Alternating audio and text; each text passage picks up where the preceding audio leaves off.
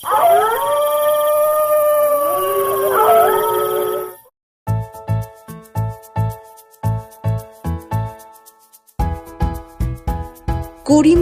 গরিব চাষি ভুবনের একটা পোষা মুরগি ছিল। সেই মুরগির ডিম হাটে বেচে ভুবনের সংসার চলত। সে মুরগিটাকে তার ঘরের সামনে বেড়ার মধ্যে রাখত। কিছু দূরেই ছিল এক বিশাল জঙ্গল, আর সেই জঙ্গলে একটা পাজি শেয়াল থাকত। সে অনেক চেষ্টা করেও বেড়ার ভিতরে ঢুকতে পারত না। তাই সে বিশেষ মতলবে ভুবনের মুরগির সাথে বেশ বন্ধুত্ব পাতিয়ে ফেলেছিল।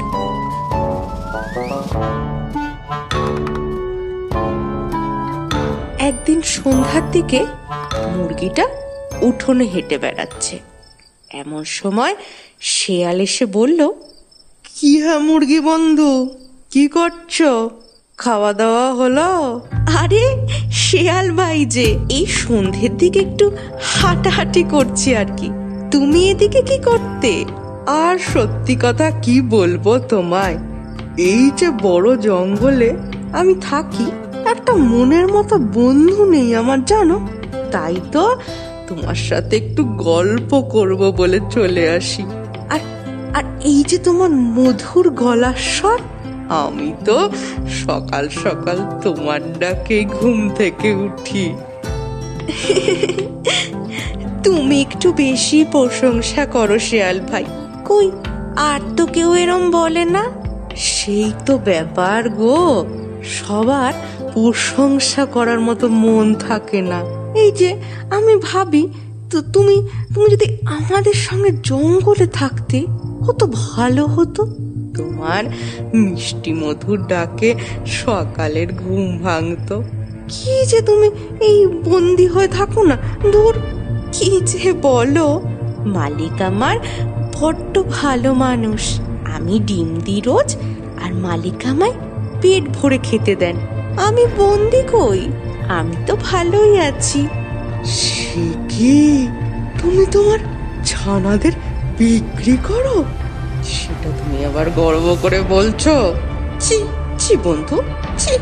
কিন্তু শিয়াল ভাই, এটাই তো নিয়ম। আমায় মালিক পোষেন, তাই আমাকে তাকে ডিম দি। এতে খারাপ কি আছে? কি বলছো তুমি বন্ধু? তুমি একজন মা হয়ে নিজের সন্তানদেরকে বেঁচে দিচ্ছ, আবার বলছো কি ভুলেতে? কই আমাদের জঙ্গলে তো এরম হয় না কখনো। আমরা নিজেদের মতো স্বাধীন হয়ে বাঁচি। তুমিও চলো, মহা আনন্দে থাকবে আমাদের সাথে। শিয়াল ভাই, তোমার কথা ঠিক, আমি জানি, কিন্তু সন্তানদের বেঁচে আমি অন্যায় করছি। কিন্তু তোমার সাথে জঙ্গলে গেলে যে আমার বিপদ হবে। সবাই কি ওখানে তোমার মতো ভালো বলো? যদি আমায় মেরে ফেলে? দুঃখ দিলে বন্ধু, তোমার এই শিয়াল বন্ধু থাকতে অন্য কেউ তোমায় খাবে? মানে মানে আমি তোমায় রক্ষা করব। তুমি বেরিয়ে এসো, এই বেড়ার ফাঁক দিয়ে বেরিয়ে এসো। চলো আমার সাথে জঙ্গলে, তারপর দেখবে জীবন কাকে বলে। এই শুনে মুরগি বেড়ার ফাঁক দিয়ে বেরিয়ে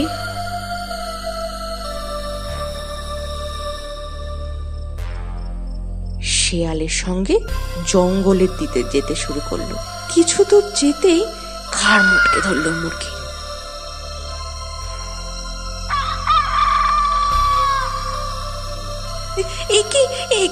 একি শিয়াল ভাই, তুমি কি করছো? অনেক বোকা দেখেছি, তোমার মতো বোকা দেখিনি এর পরের জন্মে। কারণ মিষ্টি কথাতে বিশ্বাস করো না।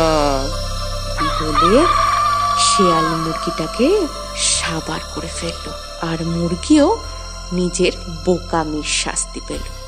গল্পটা ভালো লাগলে লাইক করুন, কমেন্ট করে জানান কেমন লাগলো, শেয়ার করুন নিজেদের বন্ধু বান্ধব আর রিলেটিভদের সঙ্গে, আর অবশ্যই আমাদের চ্যানেলকে সাবস্ক্রাইব করে দিন। আর আমাদের নতুন নতুন গল্পের নোটিফিকেশন পেতে সাবস্ক্রাইব বাটনের পাশে বেল আইকনটা এক্ষুনি প্রেস করে দিন।